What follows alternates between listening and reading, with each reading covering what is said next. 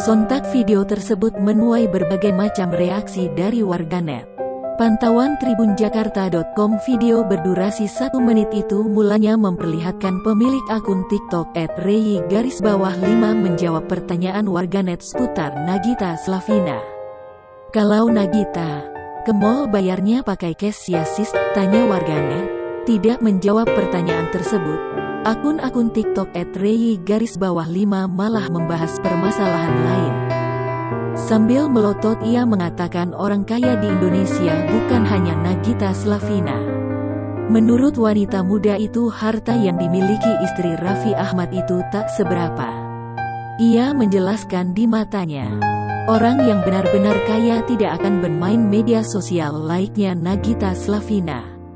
Wanita berambut lurus itu menjelaskan Nagita Slavina hanya mendapatkan uang dari YouTube dan TV.